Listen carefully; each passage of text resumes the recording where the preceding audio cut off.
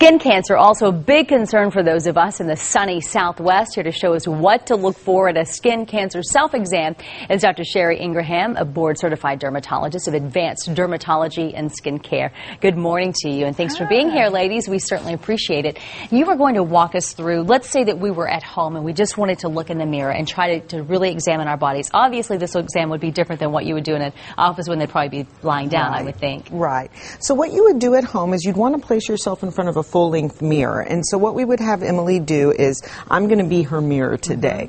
So you would start by looking at yourself. Look from the head down, so you do it systematically. So you would look at your face, look along your hairline, make sure you look in your eyes, open your mouth, and make sure you look in your mouth as well in the mirror. And then also look down your neck. Now, obviously, she wouldn't have any clothes on when she's doing this exam on herself.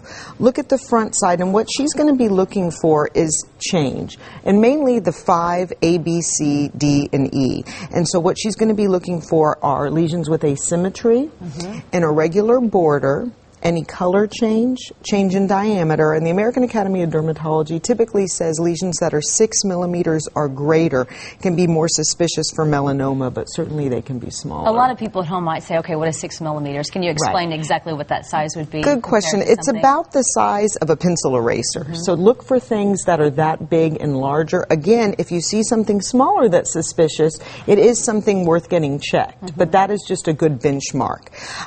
You'd keep looking down your abdomen in the mirror, down the front of your legs. Again, she wouldn't have shorts on. And then you want to turn yourself around and look back over your shoulder in the mirror. So I'm going to have Emily look back. You're going to look at the neck, the back, the buttocks, and the back of your legs in the mirror. And then you want to turn around again. Put your arms up, Emily, and you want to make sure you kind of turn to the side. Look at your axilla or the underarm in the mirror. Look at your other side.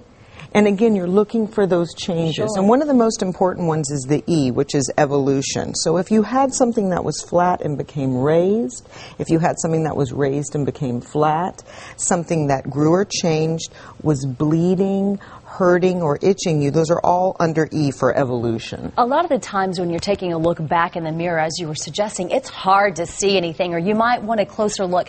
Is it that time to have a friend, your spouse, your mom, somebody to take a look at that? Absolutely, absolutely. And that comes into play truly when you're looking at the next area we're going to talk about. After you looked at your arms and your legs, when you're looking at an area like your scalp, it really helps to have someone help you. And you want to part the scalp sequentially and look through each area. Also, you can get a blow dryer and blow your hair, and it'll move the hair so you can see areas of the scalp. And then that's when a hand mirror can really be helpful. So I'm going to give you this hand mirror, Emily.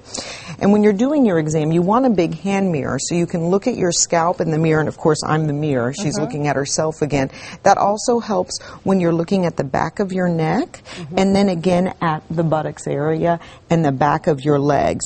And a really important area that you don't want to forget is the feet. Melanomas do occur on the feet, though it's not a sun-exposed area, and so you want to sit down, pick up the bottom of your foot, spread your toes out, and make sure you look at your feet, also the hands and the genital area, which is why we commonly tell people, if you've been to a gynecologist or your doctor lately, be sure and mention if you've seen anything changing or if they notice anything. Be aware of that. Also, if you go to a hairdresser, you can have them look through your scalp and they will tell you if they notice something. I think it's so interesting that you're talking about the areas that probably never see sun. I mean, you mentioned the buttocks and genitals, and you also mentioned the scalp, which you think your hair is protecting it. You mentioned underarms, which we always have down. So why are those subject to That's a very good point.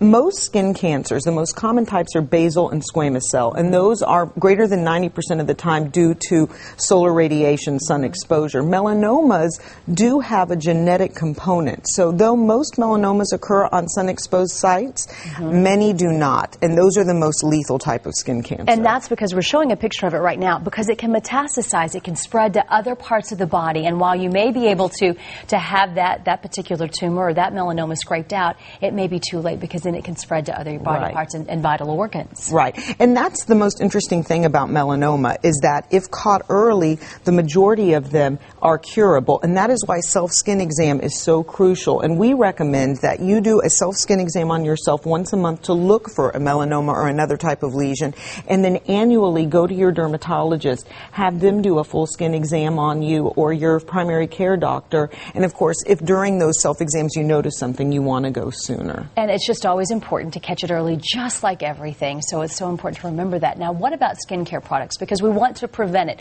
While you mentioned the genetics, and there's not a whole lot we can do about that, at least going out in the sun we can. A certain SPF you suggest, and how much to put on? Absolutely. So SPF of 30 is the current recommendation. You want to apply it every 2 hours or after sweating or excessive water exposure. And typically we recommend, because most people, when they've done studies, only apply enough to get about an SPF of 5. What you want to make sure you do is use about 2 tablespoons for an average adult from head to toe. So you really need to kind of lather it on. And the main thing to pay attention to is that SPF. You want to look for broad spectrum. SPF only refers to the UVB protection, and you really need that UVA protection as well, and that's signified by broad spectrum on the label. So many people say, you know what, I've just got blessed with really lucky skin, and I never sunburn, so I don't wear sunscreen. Do those people need to be concerned as well? I mean, just because you don't get red, probably doesn't mean you don't need that coverage. Absolutely. People with light eyes, lighter hair are more prone to sun damage and sunburn, but certainly individuals with darker skin tones do get skin cancer. I have taken them off people with very, very dark skin types. Everyone is vulnerable to sun exposure. Everyone needs to use sunscreen. And we know now that most of the sun damage that's associated with skin cancer is incurred before the age of 18. And so really get in the habit of applying it to your children. And of course, them seeing you apply it helps with them learning the proper process. Oh, it most definitely does. And don't be like me when I was a child. I would wipe it off when my mom put it on me because I wanted to tan. So we want to try to prevent that, because I have now had skin cancer and we don't want anybody else to have to deal with that. Right. It's so good to talk to you, Dr. Ingraham. Thank you for coming in. Emily, thanks for being our model and teaching us how to do our self-exams. Important stuff. It seems pretty easy, Natalie.